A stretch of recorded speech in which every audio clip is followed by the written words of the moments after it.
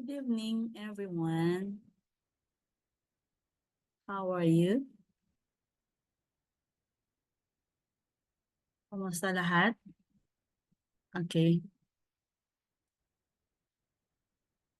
Before we start our lecture, may I ask a volunteer to please lead our opening prayer?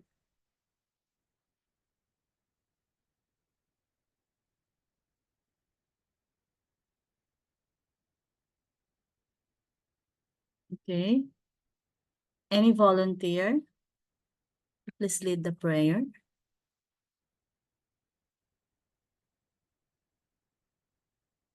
So, okay.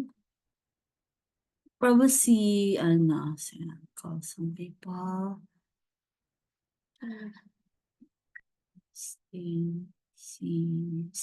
Ah, Jaya? Hey, Jaya. Yes po. Okay, let's start with the prayer. Thank you.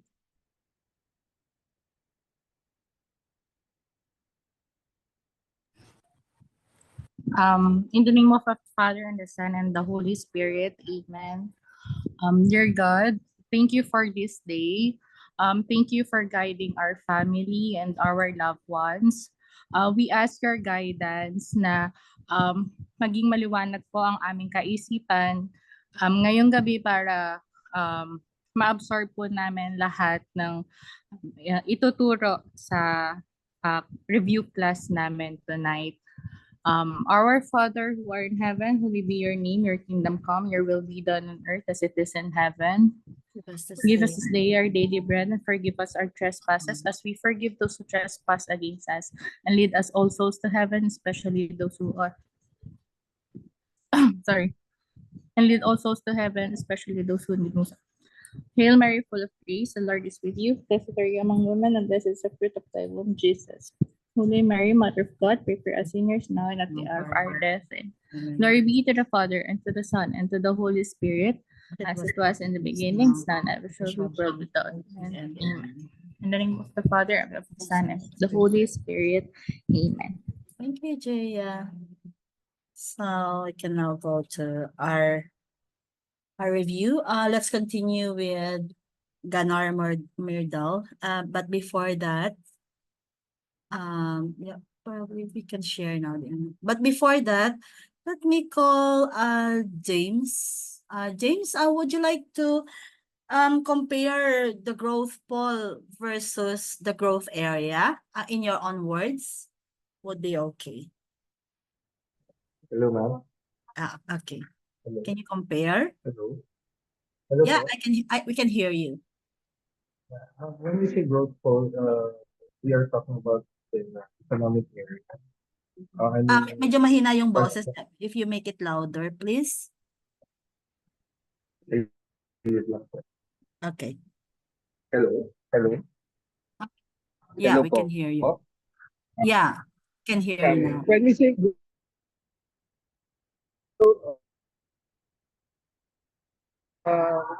growth pole, it's more on the about the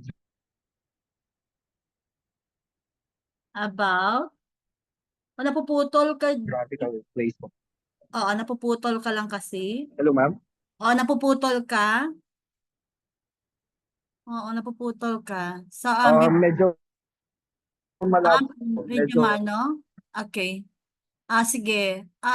Sige, let's call for another one kasi medyo mahina yung internet mo. Probably Judian Decano. Would you like to make some differentiation or distinction between the two? The two concepts of growth pole versus the growth area? Okay, it's okay. It's okay, James. Judian? Anything. Wala namang wrong. So I just want to know, how would you like to compare the two? Growth pole versus growth area. I'll call another one.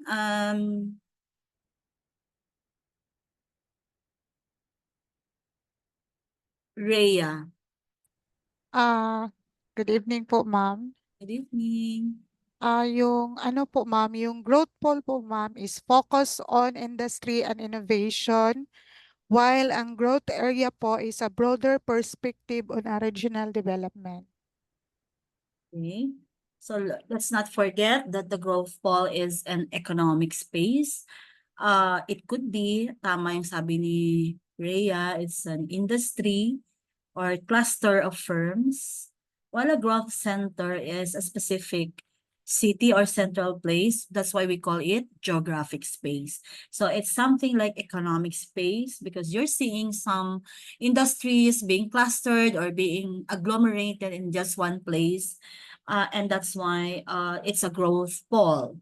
While a growth center, yeah, it's something that it grows around that covers the whole city or the whole central place, or okay, it's a geographic space. So you are talking also about okay, unpin siya dyan. So, si CJ ay yung si Rhea ba ito?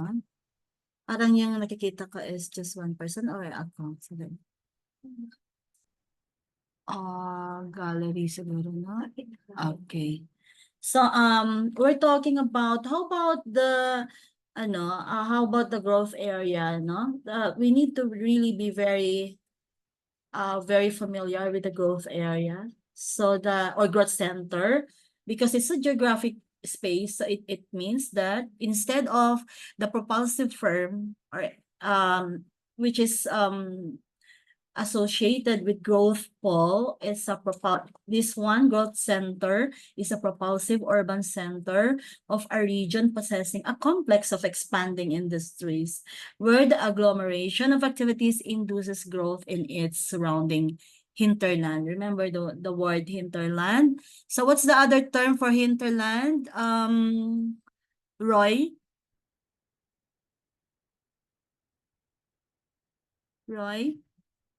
So the other night I spoke or explained about hinterland. Also, our architect Edmund answered. It's about urban or rural area, the suburban areas. So what's yeah, what do you mean hinterland? What's the other terminology for hinterland? Hello Roy? po, ma'am. Yeah. Hi, Roy. Ma'am, hindi ko po natatandaan yung ibang term, basta naiintindihan ko lang po yung hinterland is the places surrounded by the economic space. Mm-mm. Or example, a coastal area, Mm-mm. the backyard part of the coastal area or the city within the coastal area, yung space around it na unti-unting nade-develop. Okay. So, at least you understand it, right? That it's something that beyond the center. So it's the periphery. Okay, that's the term. Okay, the periphery, whereby when we apply what's this the concepts in urban planning, such as spillover, when for example there's a central business district or a growth center here, and then when the development is full and it's experiencing overdevelopment, then it spills over to the next, okay, to the contiguous territories, and this could be in the regional planning context, then we can say this is the hinterland. Okay, so anyway, let's wait for Jen, because I'm now ready to talk about Gunnar Myrdal. I think I introduced him also last night, isn't it? That Gunnar Myrdal. Okay, can you saan na siya? Okay. So, can you, okay, so ako na lang. Because theory of cumulative causation was theorized by Gunnar Myrdal. He's a Nobel laureate, and he characterized capitalism by income and welfare inequalities based on history. So that's Gunnar Myrdal. And now we try to understand better. You try to understand. Just a moment. I'll try to. Okay, that particular theory and all the, because it's a system. And what are those concepts or sub-concepts under theory of cumulative causation? So let's see, just a moment. All right. So it says there, all right, it means that it's a change in some variables, okay, which does not bring the system back to equilibrium. So we also spoke about equilibrium. And so circular causation means that changes in one variable do not return the system to a balanced state. Instead, these changes trigger other changes that amplify the initial effect. So this is all about behavior, right? For example, a region starts growing economically, it tends to attract more resources, investments, and people, further accelerating its growth. And this also applies to underdeveloped regions. Once a region falls behind, it becomes harder to catch up because the lack of resources, investments, and opportunities pushes it farther into decline. This creates a vicious cycle where the rich become richer. You remember this one? And the poor become poorer. So that's what Myrdal had put it, because it's a cumulative process where forces work in circular manner to reinforce either development or underdevelopment. So that's what I mentioned the other night. So it's not just the development that we need to observe or we need to analyze, but more importantly, what is causing all this underdevelopment? So we need to understand that through this particular theory. And Myrdal's theory also stresses that social systems are not self-equilibrating. So what do we mean by that? That social systems are not self-equilibrating? This means that unlike natural systems, social and economic inequalities do not naturally balance out over time. In fact, they tend to become more pronounced unless something intervenes to stop the process. So, which process are we talking about? The process of development and the process of underdevelopment. Even overdevelopment, or there's what we call over-urbanization, or when that urbanization is out of control already. So there are two important concepts Myrdal introduces here. We have the backwash and the spread effects. So it's these are two favorite concepts that keeps coming back as a matter of environmental planning board exam. So backwash effect means that this occurs when resources, capital, and attention are diverted back to core or developed regions, further depriving underdeveloped areas. This leads to widening economic gaps between regions. Later, I will ask you, what's the difference between these two? Okay, please imagine that in your mind. Put some images into your mind about the backwash effect and what it means in the context of urban planning and in the context of the theory of cumulative causation by Gunnar Myrdal.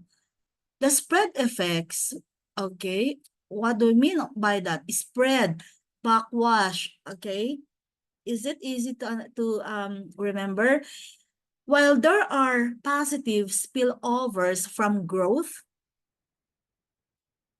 such as the initial benefits from access to raw materials or increased demand for products, these effects are usually weaker compared to the backwash.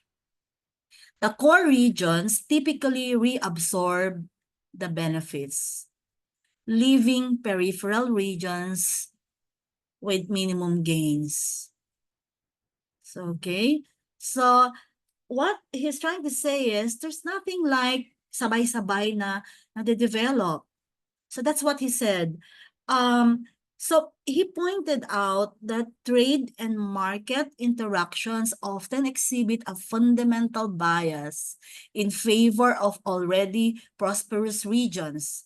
Trade tends to flow toward regions with better infrastructure, more resources, and more established industries. This creates an uneven playing field where the more developed regions benefit disproportionately while the less developed regions struggle to compete. So that's the trade bias there.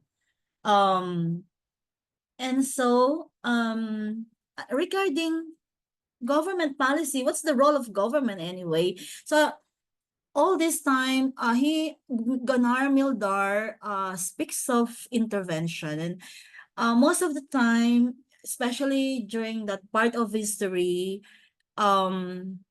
he referred to as government. But if we refer it in the present, so intervention is not the, you know, it's not just government alone. There are many players here in providing interventions and creating interventions. So, but let's put first this particular context in this particular history that Myrdal argues that government intervention is essential to counter the natural tendencies of capitalism that widen regional inequalities.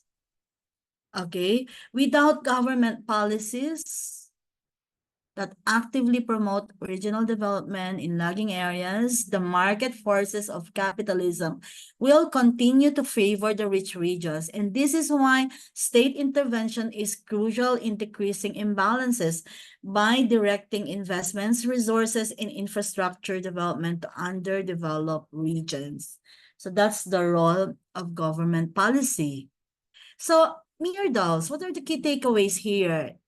Myrdal's theory explains why economic inequality is not just a temporary or natural state, but a self-reinforcing process. So we're back to this theory that it's a self-reinforcing process.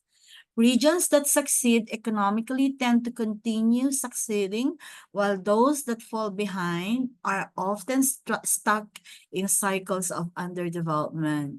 So we need government policies. So government policies should aim to disrupt the circular and cumulative causation by making strategic interventions that uplift underdeveloped regions, reduce backwash effects, and strengthen spread effects. So I hope you can, you can argue, or you can explain this theory before, or in the context of history, and in the context of how it's being relevant today. Is it still relevant today to consider this particular theory? Okay. He has also, okay, yung mga white, what's this? This slides, we can skip them because these are just my notes for you to see. And so we can go to the green one as a continuation. These are just some of my notes that I want to share. Okay, so we can now go to the Gunnar Myrdal's theory still, but in the diagram, it was shown diagrammatically. So in the that's a diagram on Gunnar Myrdal's theory of cumulative causation. And you can see, because it's powerful, just imagine, is a Nobel laureate, okay, and so this model, okay, explain how development in one sector or region can lead to an ongoing and expanding cycle of growth.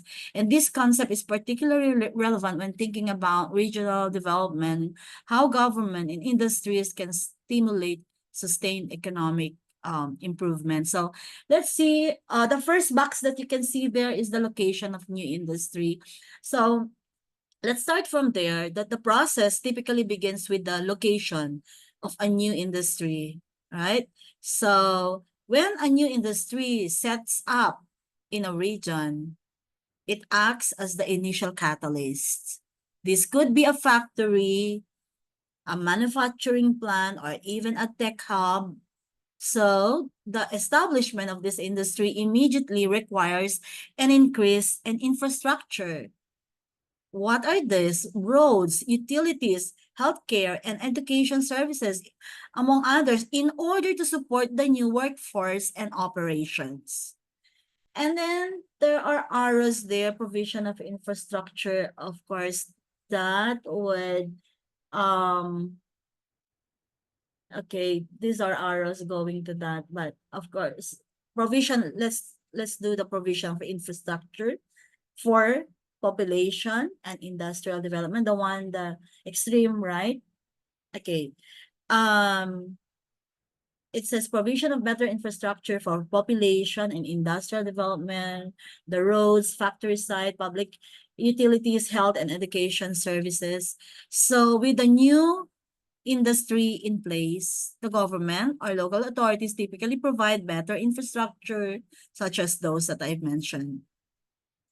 And so this infrastructure development allows for the expansion of employment and population, as more workers are attracted to the region due to job opportunities and better living conditions.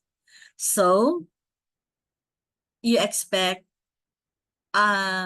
expansion of what? Of employment and population, because as employment opportunities grow, more people migrate to the area. So that's the natural, reaction. Then further increasing the demand for goods and services. So the growing population requires more housing, consumer goods, and services, thus creating more economic activity. With the population increase comes a corresponding increase in the local pool of trained industrial labor, which supports the continued expansion of the new industry. Okay. Now, you can also see, okay, development of auxiliary industry. Okay, I could have provided that first, but okay, it's fine, because yeah, anything that yeah, we can always organize in a manner that it's more logical. So it's a crucial aspect of cumulative causation when we think about auxiliary industry. And what do we mean by auxiliary industries in this aspect? So these industries arise to support the original one. This process adds further economic growth.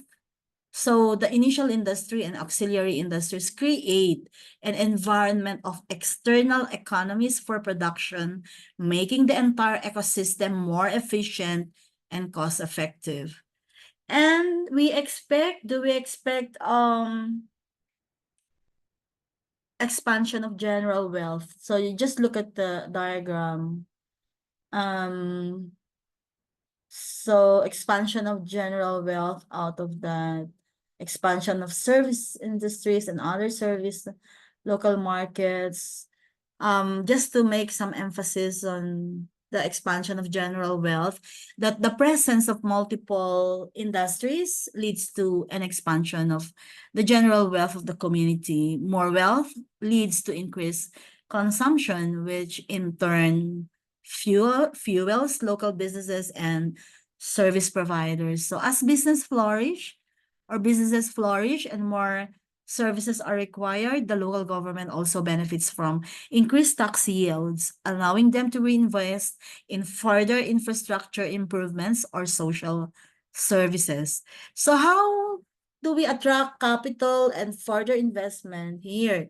As the community grows wealthier and becomes more prosperous, it attracts more capital investment from outside the region. So this can lead to the establishment of even more industries, further expanding the local economy. The loop continues as the expansion of service industries helps meet the demands of the growing population and businesses, creating a multiplier effect that sustains and deepens development. Can you see that? So this diagram illustrates how industrial growth creates a self-reinforcing cycle of development. Once an industry is established, it not only contributes to direct economic activity, but also stimulates secondary growth through auxiliary industries, infrastructure development, and increased wealth in the community. And this theory underscores the importance of initial conditions and interventions. So a positive shock, like the introduction of new industry or government investment, can set off a chain reaction of growth that makes regions progressively wealthier. Conversely, without such interventions, regions that are behind may find it hard to escape poverty traps. So, Myrdal's theory is a key framework to understand why inequality between regions can persist and even worsen unless strategic efforts are made to stimulate growth and spread its benefits evenly. So maybe we can go to the next one.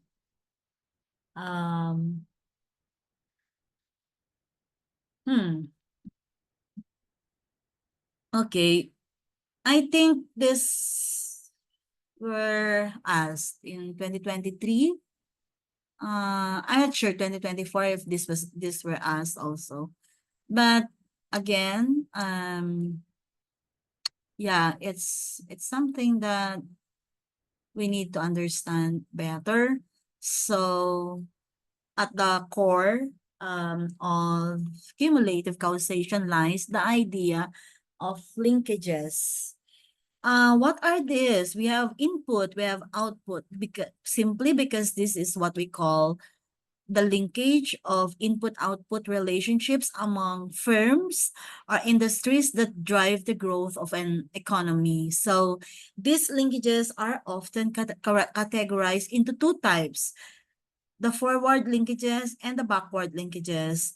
What's the forward linkages anyway? That it was defined here as outputs or sales from one intermediate firm or industry is maximally utilized by another firm or industry. So did we get that? These are the outputs or products from one firm or industry that are maximally utilized by another firm or industry farther along in the supply chain.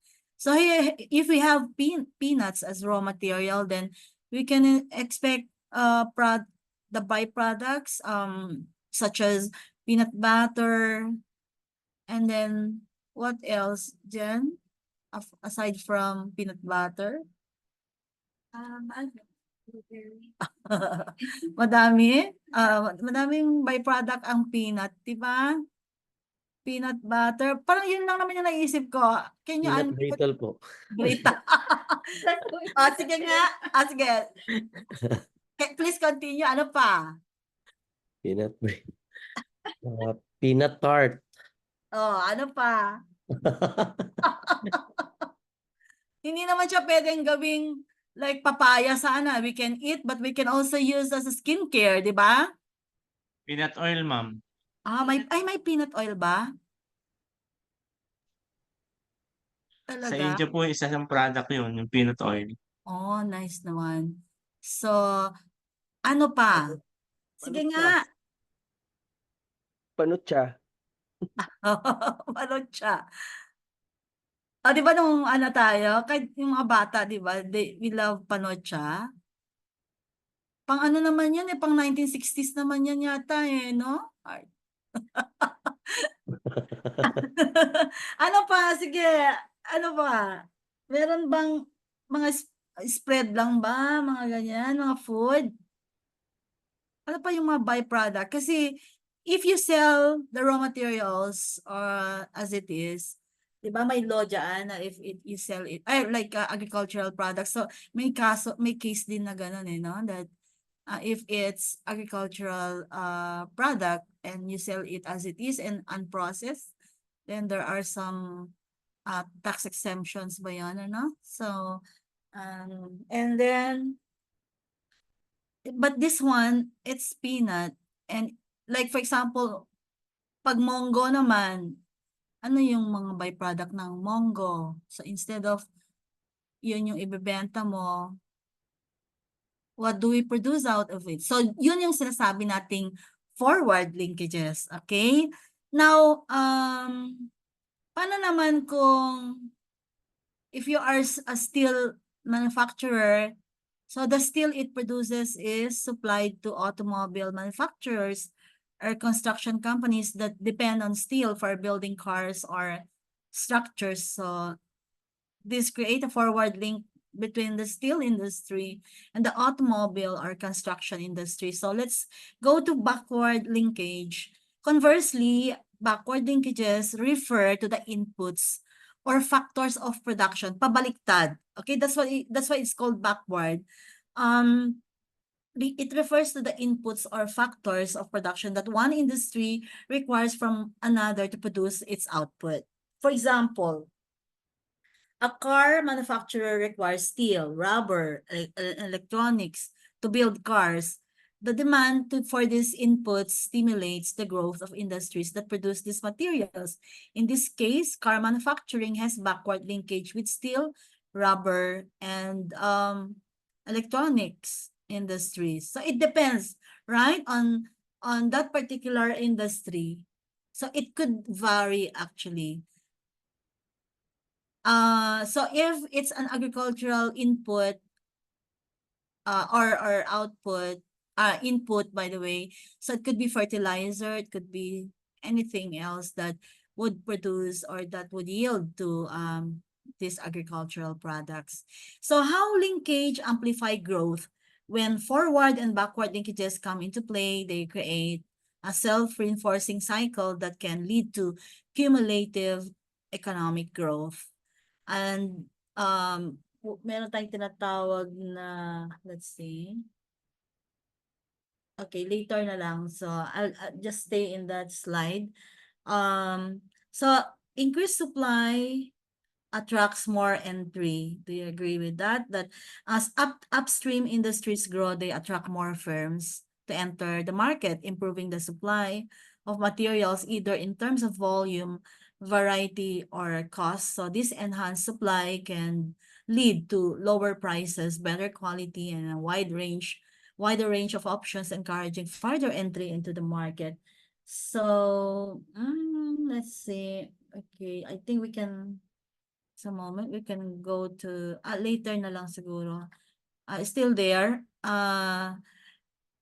But you know, as planners, di ba, we need to be an economist. We need to be like this because we have economic planning and we need to be very, very competent and responsible and very strategic, and we need to know all this, what makes up the economic planning and how planners would be able to contribute to this facet and overall regional planning. So, and that's why NEDA is there as the, the core agency supporting regional planning and regional development. And so that's why it's with the NEDA, because they specialize in socioeconomic planning. So So as more industries, I continue that as more industries engage in the production process, the linkages between firms and sectors become stronger and more efficient, reinforcing growth across the board. If the automobile industry grows, it may lead to the development of auxiliary industries such as specialized electronics, car parts, and services. So this in turn attracts more investment and talent to the region. What's the role of policy in strengthening these linkages? I mentioned about the key role of government in encouraging and strengthening linkage through strategic policy intervention. So government needs to play the role of an investor, like by investing in infrastructure, creating favorable conditions for industries to develop and ensuring efficient supply chains. Governments can foster the growth of both upstream and downstream industries, which further drives regional development. And so we should not forget forward and backward linkages. Actually, there are also some formations like diagonal or something that we will come to learn in next time. So we go to the next slide, which is the backwash circuit. So we need to understand this one, that the poor becomes poorer, the rich becomes richer kind of supply, the circuits, okay, the backwash. The backwash effect occurs when economic development, I mentioned already, in a center region negatively impacts the surrounding peripheral regions. And so this happens through various economic and social forces that draw resources, labor, and capital away from the periphery, further widening the gap between the prosperous centers and the lagging peripheries. For example, number one, capital investment, as you can see in the diagram. In many cases, the more prosperous center region attracts the majority of capital investments. Investors are more likely to put their money into established high growth areas where returns are more secure. Yun bang sigurista? Sigurista characteristics, di ba? So, capital attracted to the center pulls resources away from the periphery, from the less developed regions, leading to a lack of investment in those areas. So this initiates the process of economic divergence. So lack of investment there in periphery, okay? Because the green one, capital attracted to center, then lack of investments or investment in periphery. The periphery begins to suffer from a lack of investment in infrastructure, industry, and services, maybe, causing stagnation or slower growth. Without new industries or job opportunities, the periphery's economy remains underdeveloped, creating a retarded growth dynamic. So, migration, I mean, I hope you understand that. And then once the growth in periphery retards, then it widens. Then there goes the process again of the widening of the gap between the center and the periphery. So for migration and employment at the right side, as job opportunities dry up in the periphery, the younger, more skilled labor force migrates to the center where jobs are more readily available. This leaves behind an aging labor force in the periphery, an aging economy because of the aging labor force, further decreasing the attractiveness of the region for new investments. Okay, and so the same fate, these combined forces, capital flowing to the center and labor migrating to the center, widen the economic gap between the center and the periphery. That's the C dash P there, the center and the periphery.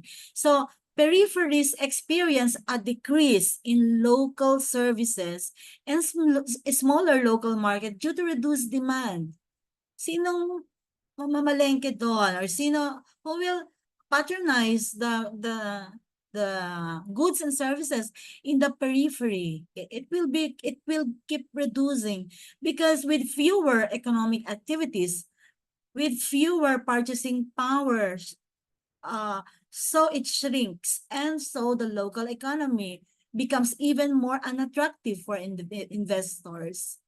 Then decline in local services and infrastructure. The third one, the middle, sa baba, okay, the bottom portion there, but it's in the middle.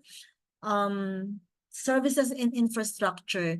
The lack of investment also extends to basic services and infrastructure such as roads, healthcare, education, and utilities in the periphery. This further reduces the periphery's ability to attract new industries or businesses as these regions become less competitive compared to thriving centers. So as the gap between the center and periphery widens, the periphery becomes caught in a vicious cycle of stagnation and economic decline. So services decline, leading to fewer job opportunities, which results in further migration to the center. This feedback loop continues, making it increasingly difficult for the periphery to recover economically. So this model shows that regional divergence doesn't just happen due to market forces. It's reinforced through multiple economic and social feedback mechanisms. Without targeted government intervention, these backwash effects can create long-lasting regional inequalities. To counteract these effects, governments must invest in infrastructure and development policies that promote balanced regional growth, such as what? Special economic zones could be one of them. Incentives for businesses to set up in the periphery and improvements in services can help reverse these trends. So we can go to the next slide. Alan Richard Fred. So it's no longer Gunnar Myrdal here, and okay, but we also have the version of Alan Richard Fred's industrial linkage model. So the focus is on the interconnectedness of industries and the broader economic impacts they create through linkages, both forward and backward, and the resulting multiplier effects. And this model provides insights into how industrial development can generate widespread economic growth, innovation, further development. So let's try to analyze this diagram. Number one, entry of new industry or expansion of existing industry, just like Gunnar Myrdal, isn't it? New industry. But its focus is more on the multiplier effect. So the process begins when a new industry enters a region or when an existing industry expands its operations. So this creates immediate economic impacts such as increased employment and local income. So what's the initial multiplier effect that we're talking here? Because there are arrows from pointing to the different multiplier effects. So the entry of expansion of industry leads to an initial multiplier effect. This refers to the initial economic stimulation caused by increased industrial activity. For instance, the construction of new facilities. So there's new construction activity there, employment. Okay, and yeah, and the purchase of materials all contribute to this first wave of growth, right? So and then attraction of linked industries, because the next stage involves the attraction of linked industries. These industries are connected to the new or expanding industry through forward or backward linkages. And because, again, I would like to reiterate that definition that backward linkages refer to suppliers of inputs that support the industry, raw materials or intermediate goods. So backward, binaliktad lang. So, but forward refers to industries that utilize the outputs of the expanding industry. So, this is in the context that there's the expansion of existing industry. Can you get that? So, it's not just new industry here, but expansion of existing industry, because development or growth is not just demonstrated by establishing a new industry, but also when you're trying to expand an existing industry, right? So, new local, we go to the next, the new local or regional threshold means that once linked industries begin to emerge and take root in the region, the economy reaches a new local or regional threshold. This threshold represents a higher level of economic capacity and potential, leading to more diversified industries. So, it means that the threshold will increase. Okay, so that's why we new local or regional threshold, because it's that capacity, it's that higher level of economic capacity and potential, leading to a more diversified industries. So it also speaks about secondary multiplier effects. The economic impact spread further as secondary multiplier effects emerge. And this include new economic activities to support industrial and residential growth, and then expansion of the tertiary sector, means these are the services like retail, banking, and healthcare. So to accommodate the growing population and business needs, and then the expansion of public utilities such as infrastructure for water, electricity, transportation, communication, and many more. So those are secondary multiplier effects. But of course, after all these multiplier effects are being considered, there's what we call the enhanced chances of invention and innovation. And how do they come to play?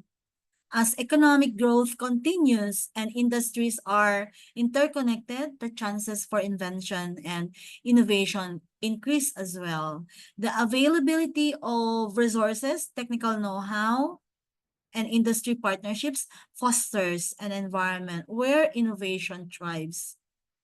So there are many sources of innovation, right? So I hope this will give you this will strengthen your critical thinking skills so that you will understand better how this diagram really you are able to understand better the dynamics of all this theory, especially if it will be asked in the board exam, what's the focus of Richard Pred or what's the focus of Gunnar Myrdal, rather than asking who theorized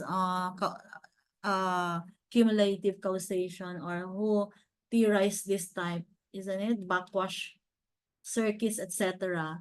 So I think they've changed that already, that manner, or that manner of questioning, and that's why we need to do this, and I need to keep asking questions to make sure you're indeed understanding, the theories, because it's so critical. All right, I want you all to pass.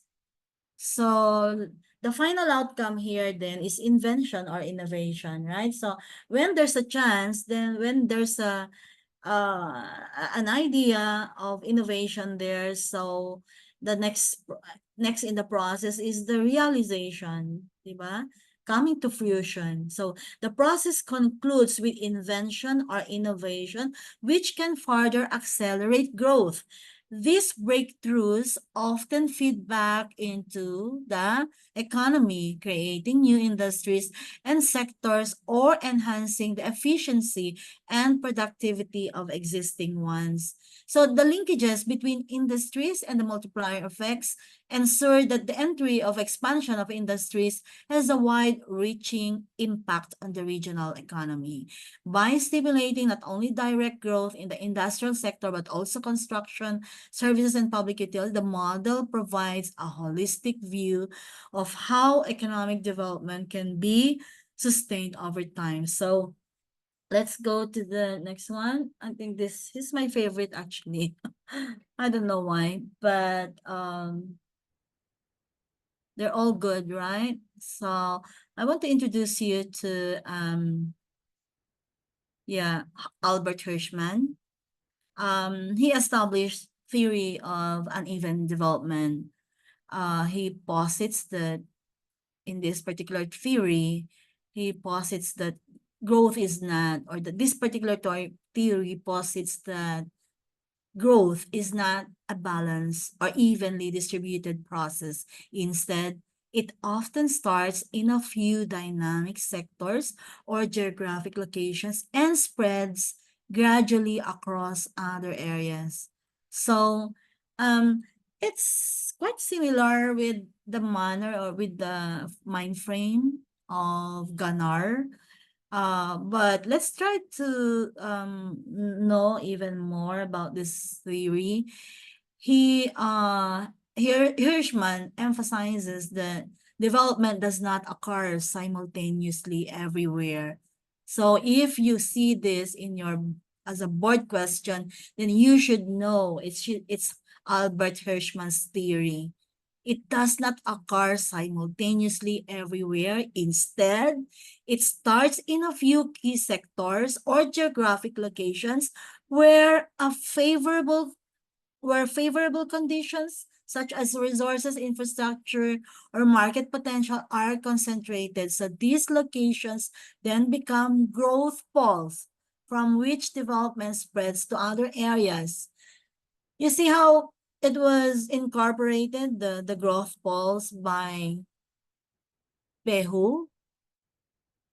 So, and let me continue about Albert Hirschman.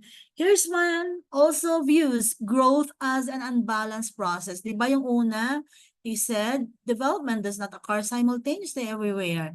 It should start from those few sectors only, and where favorable conditions are concentrated. And then he came up with another one that he said growth is an unbalanced process. Why? Because it often happens through a chain of disequilibrium. Disequilibrium. This means that as one industry expands, it may create imbalances for others. Like a seesaw, like like triggering now a ripple effect. For example, when an industry grows in one region, it pulls resources like labor and capital from other areas, leading to disequilibrium and uneven development. And then also, Hirschman argues that uneven development is a natural outcome of economic growth. Scarcity of resources means that investments must be concentrated in certain sectors with the most potential for forward and backward linkages. This is a rational approach since spreading resources too thin would diminish their overall impact. This is according to Hirschman, because he had three highlights, or he had three definition or characterization of the theory of uneven development, meaning centered down paradigm. Okay, please don't forget that centered down paradigm by Albert Hirschman. Actually, when you try to maybe watch the campaign, the day-to-day campaign of originally by Joe Biden, then when he stepped aside, isn't it? That he gave way to Kamala Harris, and Kamala Harris now pick up her vice president, and then but that this vice president candidate is a governor of is it not Pennsylvania, but I forgot. So I'm not a big fan, but I'm a I'm a fan of another one. So, but anyway, what I'm trying to say is you would normally hear them say top down or centered down or bottom up. It's not really new in Philippines when we hear about strategies in Philippines, bottom up, etc. It came from, I mean, it's been there in the US, so we just maybe we did not realize that originally these are some common terminologies in the US already. So okay, and just imagine which year did Albert Hirschman establish this theory of uneven development, which he meant centered down paradigm. Now, these presidents in the US, especially Joe Biden, especially from President Obama and Clinton, then they speak about this one because it's been there for a while, centered down part, because it's owned by Albert Hirschman. So, okay.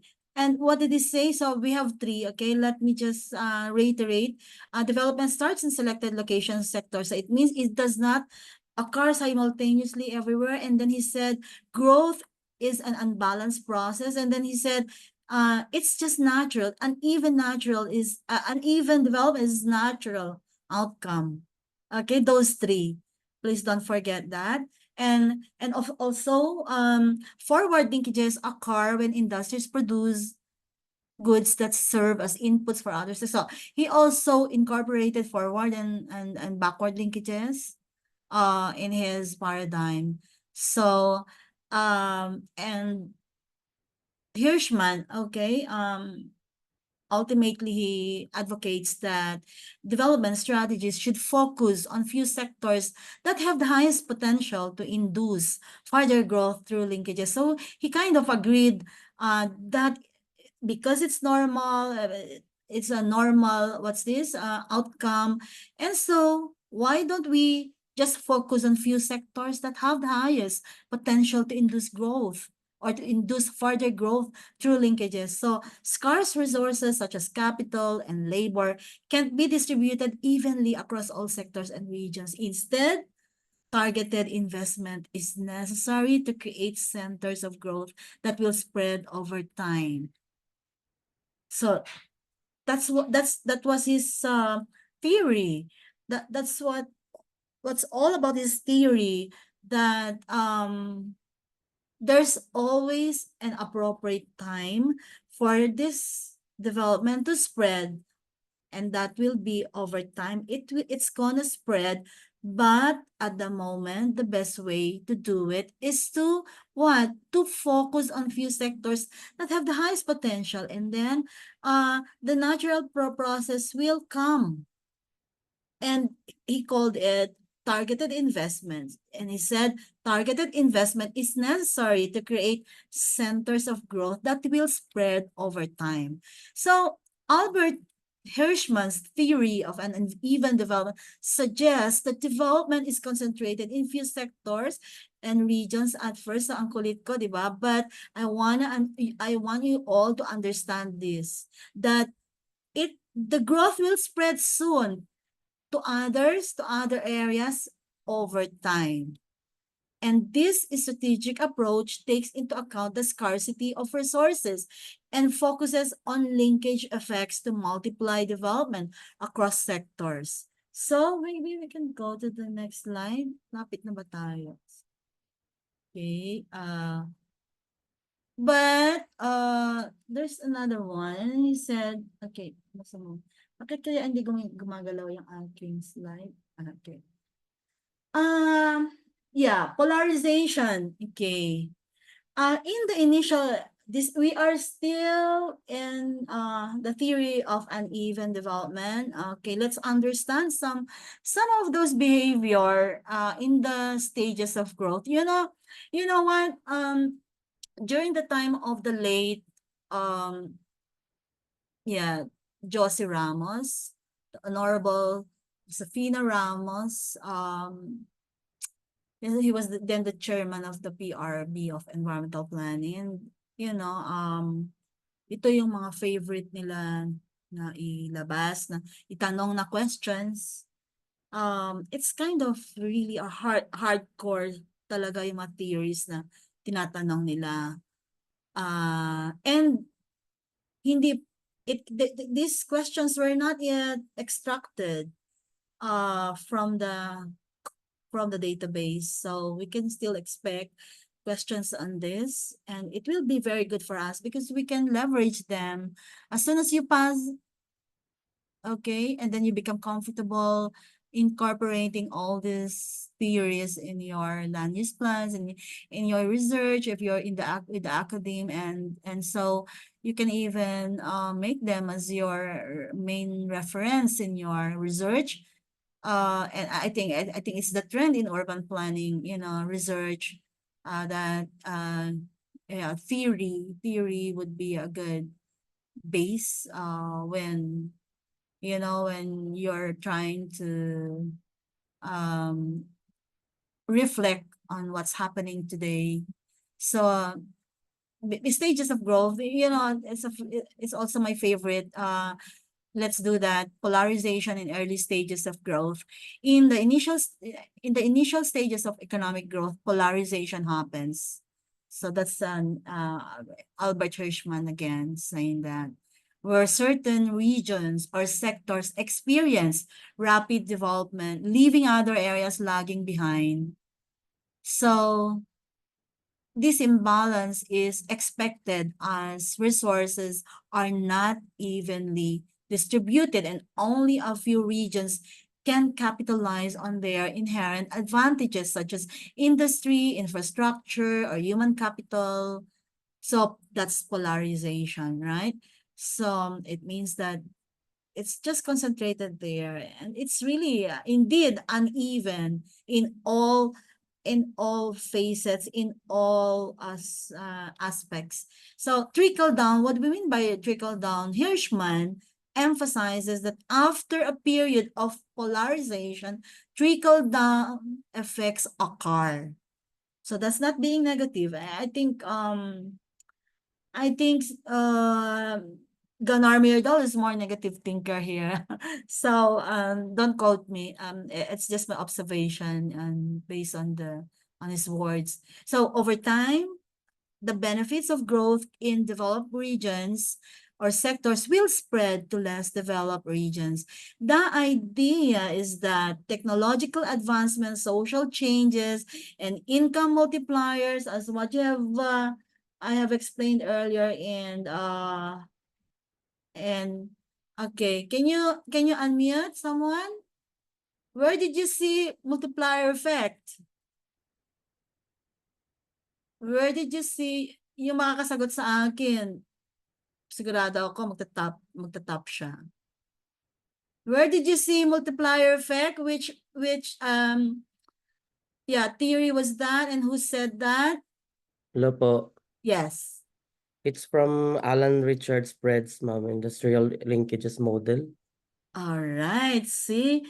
Sana magdilang anghel ako, ano, Vincent? Na Tsaka, mag-top ka because nag-take note lang po ako. okay. So that's Alan Richard Pred that he said he explained his diagram, his theory in terms of that multiplier effects because it is focused on multiplier effects. See? So yun yung nagagawa if we really pay attention to the lecture. We can answer confidently, right, Vincent? So I'll go back to that. So okay, the idea is that technological advancements, social changes, and income multipliers will eventually impact the broader economy. That's trickle down effect. So ngayon isipin pa na ninyo, ano kaya how could I apply trickle down effects in my research, in my LGU work, okay, in my national government work or private work. So, okay. Now, trickle-down effects, we also have trickle-down mechanism, and because the trickle-down effect is described as a spontaneous and inevitable process. As developed regions grow, they require more resources such as labor and raw materials from less developed areas, pulling these regions into the growth cycle. This is a natural consequence of input demand from expanding industries. And how about gradual? Okay, I think we're there in the trickle down uniform development. Okay, so and he said uniform development within a whole country will take place inevitably. Okay, so he said inevitable. Because we need to go there, right? But gradually through trickle down, still that mechanism of trickle down is still the one that informs this uniform development that he's talking about. So, and so I'd like to say that again, although growth starts unevenly, Hirschman posits that eventually uniform development across the country will take place. This development may be slow and uneven at first, but gradual convergence will happen as the benefits of growth reach backward regions. Okay, backward is always the one that's in the periphery. It happens as a result of the spillover of economic activities, investments, and job creation. Then here, it's very interesting that he said government may not intervene, while Gunnar mentioned about intervention as very critical. But how about Hirschman? So that's the difference between the two. Government may not intervene to reduce inequalities. Spin-off will occur anyway. So I think it's more relaxed theory because he suggests that government intervention is not always necessary to address inequalities in development. The market-driven forces, according to this theory, will eventually cause the spin-off of growth effects to lagging regions. So the spin-off, please don't forget that they might bring that up again as a question in your board exam. So therefore, even without government intervention, economic convergence is bound to occur, albeit gradually. So in essence, Hirschman's theory recognizes the inevitable balance in development during the initial phases, but reassures that trickle-down effects will help distribute growth to underdeveloped regions over time. This theory encourages strategic investment in key sectors to induce growth and emphasizes the gradual uniform development across the country is a natural process. So maybe we can go to the next one. Yeah, I don't know who owns this one, but it's export development demand. Yeah, export demand and cumulative growth model. So it's a it's a justification or export demand and cumulative growth model. So let's see. It says demands for the region's exports increases due to an increase in the growth rate of world income. So the model starts with that, leading to a higher demand for the region's exports, right? So, and then increase exports because it says region's exports increases. So as global demand rises, the region's exports increase. This external demand acts as a driver for regional economic growth. Then the output growth, the region's output increases. With the rise in exports, the region's total output expands. This is because the production of goods and services to meet the export demand increases. Then productivity, region's productivity increase. Okay, because as output grows, productivity also improves, either through more efficient production techniques or economies of scale. So we will deal on economies of scale later, because this is also a very popular concept, economic model. So increased competitiveness there is higher productivity leads to enhanced competitiveness of the region. This may come from lower production cost or innovations that give the region an edge in global markets. So then there's a price variable there, because as productivity increases and cost decrease, the region's price level fall. This make the region's exports even more attractive on the global market, reinforcing the cycle of increased exports. So that's just the one that you're seeing there. So this one is very interesting. You know, John Friedman, center periphery. Kanina center down, right? Ito naman, center periphery model. So it's something like producing a balance spread effects maybe. So let's see. Okay, are you there already at the, okay, just a moment. Can you move then to okay. Okay, this one, John Friedman Center Periphery Model provides a deeper understanding of regional disparities in development by emphasizing the relationship between core regions. The core regions often refer to urban or more developed, and periphery regions, rural or less developed. So it's still similar concepts that we had earlier. So center periphery concept, according to Friedman, is Friedman's model extends beyond earlier theories of growth pole and growth center by introducing the center periphery concept, which emphasizes that development is often spatially uneven. So the model suggests that economic growth and resources are concentrated in core areas, urban or often urban centers with strong economies, leaving peripheral regions in a less developed state. So it's still similar. So let's look at I think he just added some descriptions here, but still adopting, you know, the growth pole, growth center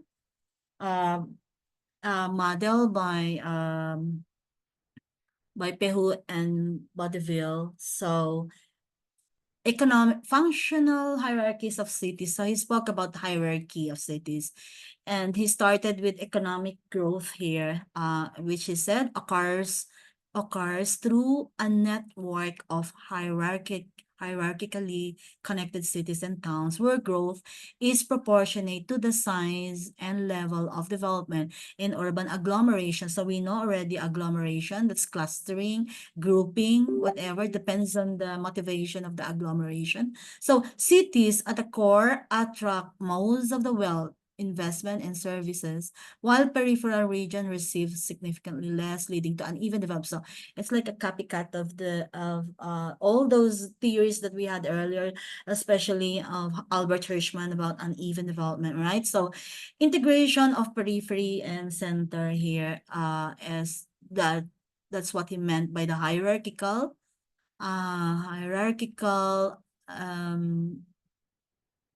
yeah, behavior. So let's see.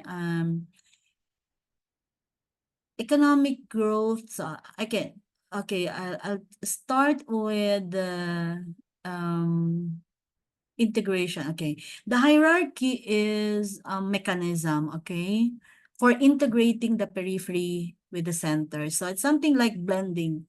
If there's something that pops up into my mind each time I think about integrating the periphery with the center. So if you're familiar with the transport concept about conurbation, so it's kind of thing, because conurbation is something that you won't be able to distinguish anymore. Yeah, which is city A, city B, or even city beyond that, city D, because they're all the same. They're all characterized like the same, ganon. So the core areas here, okay, I'm going back to integration of periphery and center. The core areas act as engines of growth, okay? While peripheral areas, though disadvantaged, are linked to the core for labor, resources, or markets. So it's something like the roles that they need to play, that is something unique, right? So now homogeneous versus interdependent regions. So you can see the regions are either homogeneous and interdependent. The latter are polarized regions. So when you look at this bullet, so it's something like, okay, I'll memorize that, but we need to really understand better what Friedman meant by those. So Friedman categorized regions as either homogeneous or interdependent. Homogeneous regions are relatively uniform in their economic structure, where resources and development are evenly distributed. On the other hand, interdependent regions consist of polarized areas, whereas resources and development are disproportionately concentrated in the center, leading to a dependent periphery. So did you see that? Okay, did you see that? Homogeneous versus interdependent regions. So what are the key points here? That in the center, there's concentration of wealth, jobs, services, and investments. But as you move outward to the periphery, these opportunities decrease. So that's number one. Another one is the periphery becomes dependent on the center for its economic survival, with limited opportunities for autonomous development. That's second.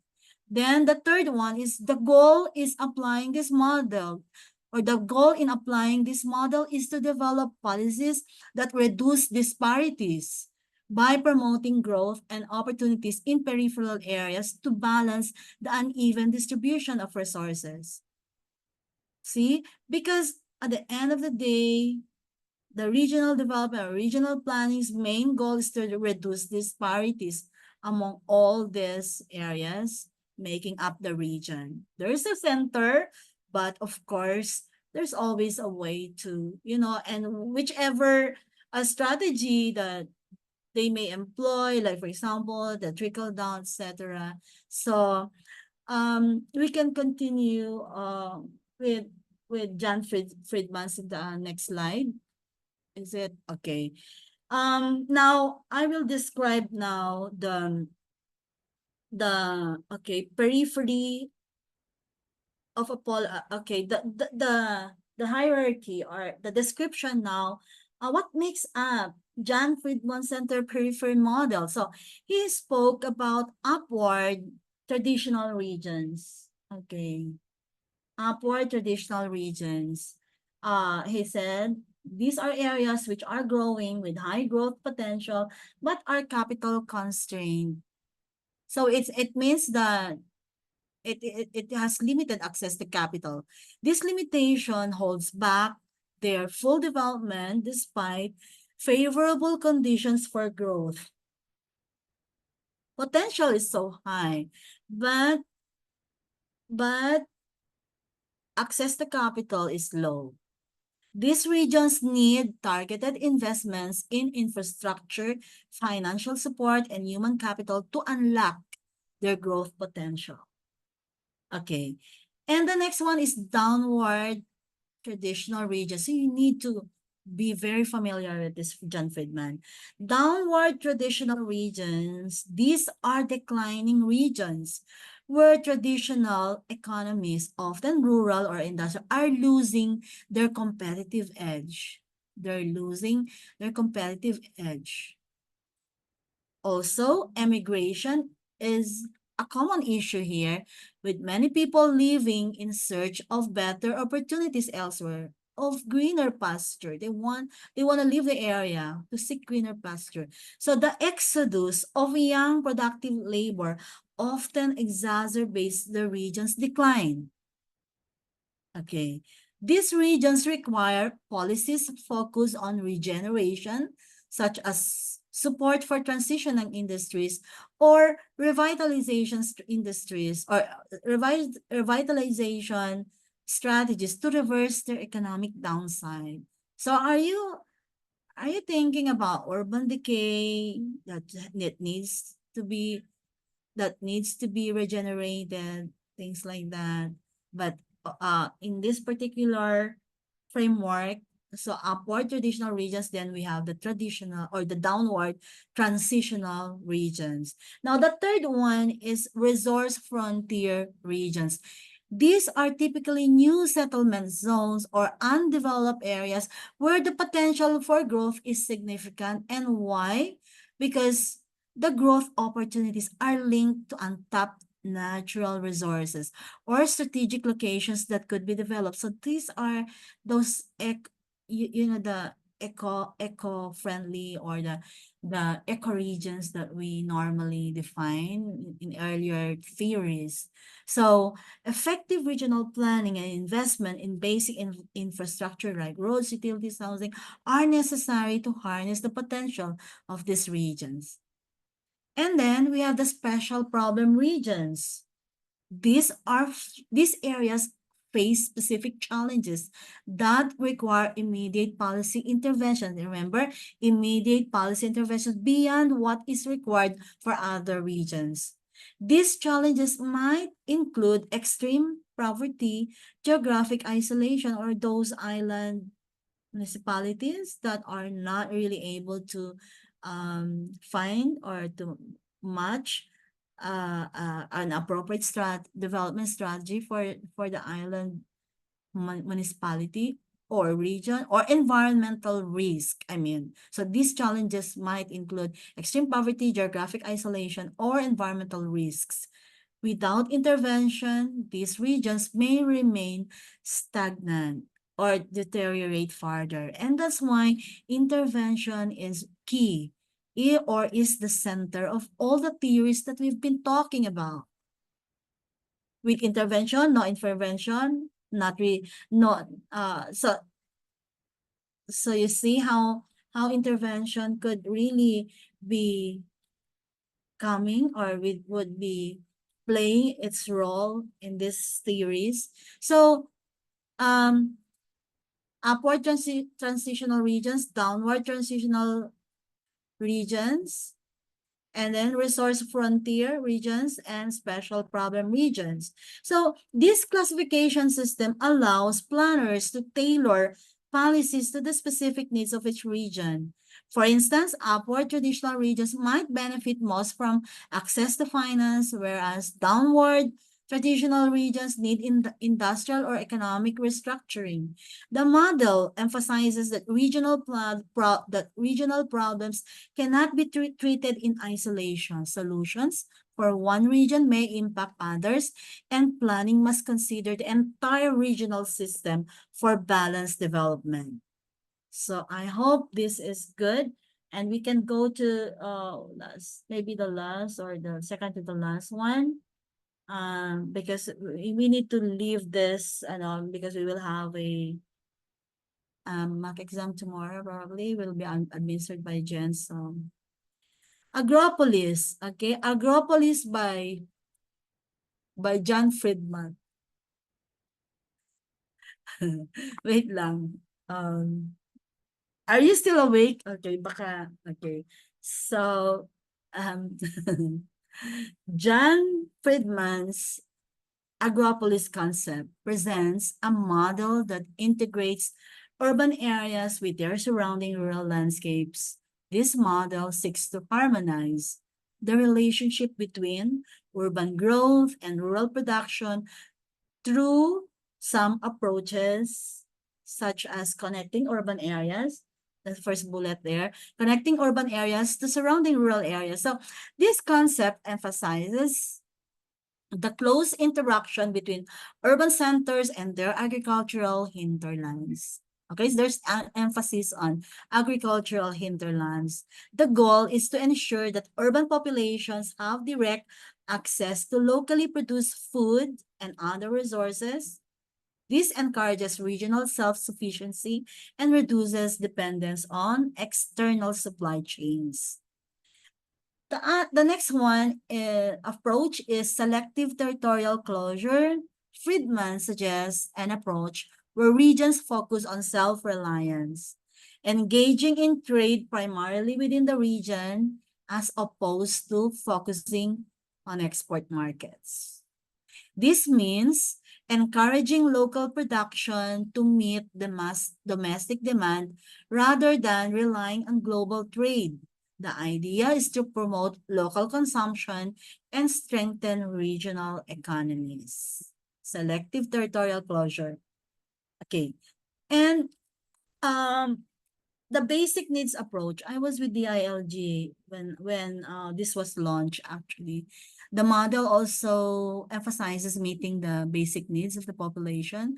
It's a generic one that we're talking here, not the DILG or the Philippine government's strategy, but it's a generic one by John Friedman. So the model emphasizes meeting the basic needs of the population. It aligns with ensuring food security, access to water, energy, and housing, creating a more balanced and resilient regional development model. It prioritizes sustainable livelihoods for the local population. I hope you get all these concepts. Agropolis, how about Agropolis as a model for integrated area development, or the IAD? Friedman's Agropolis has influenced integrated area development strategies. This model calls for cohesive planning that bridges the gap between urban and rural development, where growth does not come at the expense of rural areas. Instead, it fosters mutual benefits through interconnectivity, shared resources, and coordinated development. That's why it's integrated, right? It's IAD.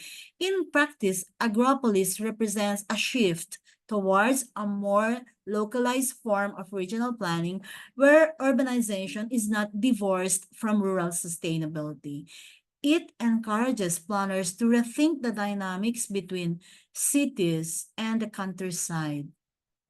Okay, focusing on what? On building sustainable and self-reliant regions that can withstand external shocks like food crisis or supply chain disruptions. I hope you get all this by John Friedman. And so, we're down to the next one. I'm not doing this until 12 midnight. Okay, so please stay awake because you will have your exam tomorrow. So, the theory, okay, we're now on the theory of human development. Is that already the slide that we have here? Okay.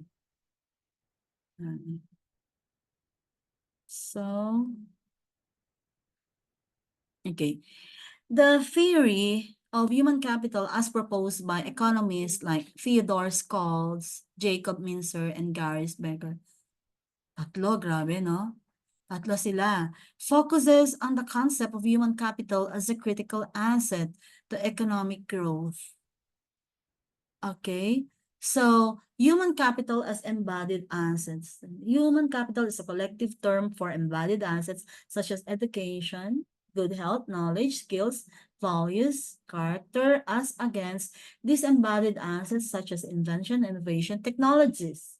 So, human capital, yeah, these are contrasted with disembodied assets like inventions, innovations, technologies, because, you know, the idea is that human capital encompasses the inherent capabilities and qualities of individuals that contribute to economic productivity. So that's number one.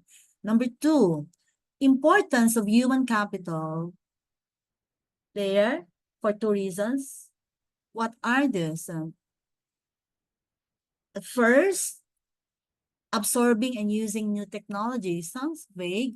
Sounds something like complex. So we need to refine this, you know, to make it more understandable, because human capital plays two major roles in regional development. This one, absorbing and using new technology and generating technical progress. So I would like to start with absorbing. Sabi niya, first, a region's stock of human capital determines its ability to absorb and use new technology. So, with a higher level of education, skills, and health, the workforce can effectively use and integrate new technological advancement. This leads to an expansion of the region's productive capacity, allowing more efficient use of technology. While technology may be universally accessible, it's only as effective as the workforce ability to harness it. What's the use? What's the use of technology that keeps building up in your own city, in your own region, or in your home, for example, or in your university, if this is not accompanied by the workforce ability? Do you get what I mean? I know some LGUs that keeps updating on their technology, such as those platforms and those digital platforms and software like GIS, ArcGIS, and other engineering and mapping, surveying, software, but people are not able to use it effectively because training is not commensurate, or it's not balanced with how technology advances. It should be always be balanced with workforce also advancing in their skills. So that's what it means, that absorbing and using technology is what makes the human capital theory works better. So the second one is generating technical progress. A region's capacity to create its own innovations and technological progress relies heavily on its human capital. So the potential for technical progress is not solely dependent on investments in physical or human capital, but also on the institutional environment that supports education, innovation, and knowledge sharing. A robust institutional environment enables a region to absorb new ideas and drive progress autonomously. So, human capital is a foundational element for regions aiming to leverage technology and foster innovation, driving sustained economic growth. So I would like to go back to generating technical progress. So what do we mean by institutional environment? Okay, that because theory of human capital is founded on the fact that the agglomeration principle. When people or workforce are grouped together and are they continue to enhance their skills because they are agglomerated and they are close to one another. They are close. I mean, they are because of the agglomeration principle. So institutional environment is being enhanced. So it means that skills, especially, for example, in a university environment, then you build up, or human capital, the fear of human capital is being leveraged there. But after the pandemic, the COVID-19 pandemic, I think there have been some structural reforms in that particular theory, or probably you can invent, or you can think of your own theory that after that virtual, the virtual region concept, you can apply it here, that you don't need to stay close, or you don't need to be face to face to be able to increase human capital, enhance human capital, but you can do that digitally, so, or blended. So that's the silver lining in the COVID-19 pandemic, if you can agree with that. So theory, okay, probably the last slide on human capital is, we can move to the next slide, Jen. Right. Because I know they're almost, their eyes are closing, so 11:10, see? That's how I love this group. So we can stay up to 12 midnight and yeah, you might be smiling there. But okay. Collective learning and knowledge exchange there. Nakalagay, the creation of technical progress is determined by a collective learning process within which many individuals interact and exchange ideas and thereby providing a knowledge-rich environment. So, technical progress is largely determined by a collective learning process. This process involves interaction, right? So you can see that among individuals who exchange ideas and information, resulting in a knowledge-rich environment. Essentially, when people share knowledge within a conducive environment, new ideas and innovations emerge more frequently. But it's talking about, obviously it's about the like physical interaction here. But I mentioned that we can leverage on the digital, the digital what's this? Yeah, digital methodology or strategy. So, and that's why, okay, the second one is rapid knowledge transfer. In such environments, knowledge flows quickly between different economic agents, leading to the rapid creation of new ideas. This process allows economies to progress faster as new concepts and techniques are shared and implemented efficiently. Then, number 3, it's what I'm waiting because economies of scale in knowledge. So this is what I was saying about agglomeration, because they are also intertwined, that a geographical concentration of highly educated individuals fosters economies of scale in knowledge. So it's not just about goods, the services, but also economies of scale in knowledge. The proximity of knowledgeable individuals enhances the rapid transfer of idea and information, which helps generate innovative solutions and improvements. So transformation here, transformation into productivity. These ideas are subsequently transformed into new products, because we're talking about transformation into productivity, okay, as an important element of theory of human capital by Scholes et al. So these ideas are subsequently transformed into new products and processes, which in turn raise labor productivity. This highlights the vital role of human capital in not only producing knowledge, but also converting it into tangible economic growth. So that's how productivity is being viewed in the theory of human capital, that it's related, or because it's designed to convert it into tangible economic growth. So yeah, I'll not touch anymore on the World Bank because there are more.